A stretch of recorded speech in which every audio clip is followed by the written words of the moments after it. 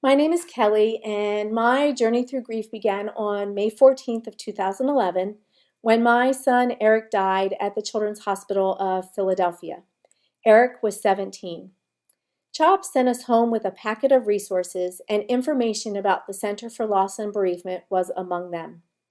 I woke up each day after Eric died, wondering how it was that the birds could still sing, and I was in disbelief that the mail still came. I couldn't understand how life could go on despite the fact that my son was gone. I had no idea how unbearable the pain of his loss would become. On August 4th of 2011, I went with my husband for our first grief counseling session. I remember arriving at the center and wanting to turn around before going in. For me, seeing a grief counselor was one more confirmation that Eric was really gone. But I knew I needed help. I didn't quite understand the long-term effects that his death would have on me yet, but I knew they would be insurmountable on my own. So I went in.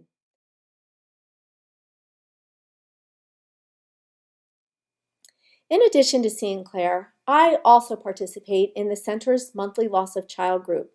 It's hard and exhausting to be there, yet comforting at the same time.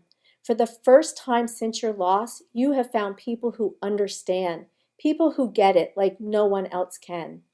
And despite how hard it is to put yourself out there, your raw emotions and your broken heart, you know with some sense of certainty that you owe it to yourself to go back.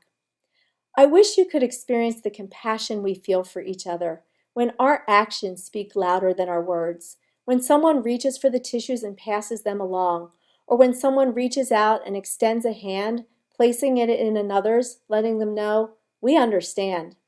Some of the most rewarding nights at the Loss of Child group are when the talkers become listeners and the listeners become talkers. You see, it's so incredibly hard to sit in any one of those seats and tell your story for the first, second, or third time. Saying the words, "my child died," feels impossible to say.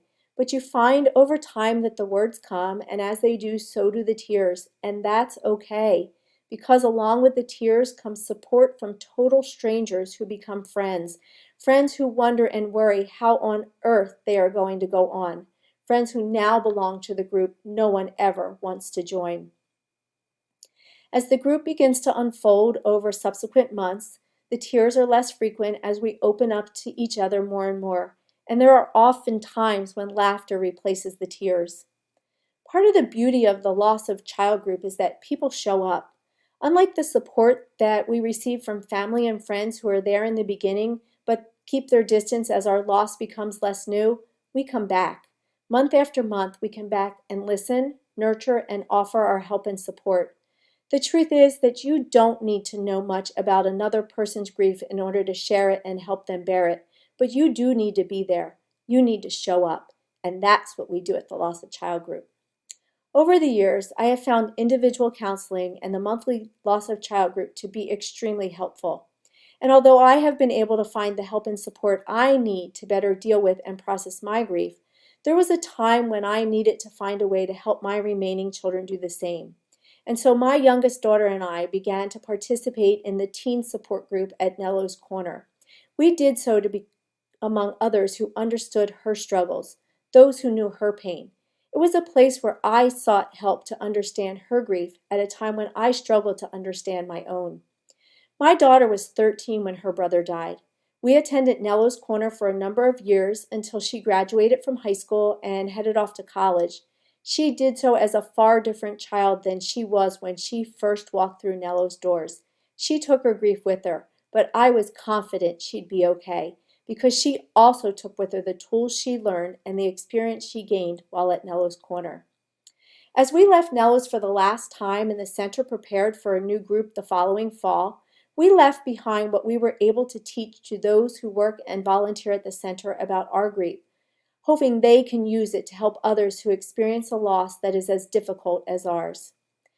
I hope you will consider supporting the center for those who currently rely on their services and those who are yet to come. Death does not discriminate. At some point in time, someone who is extra special to each one of us will die. Perhaps by paying it forward now, we can all ensure that the center will be there for the next family who needs their support. To those of you who work at the center, especially Claire, please know that I am grateful for your support during what continues to be the most difficult time of my life.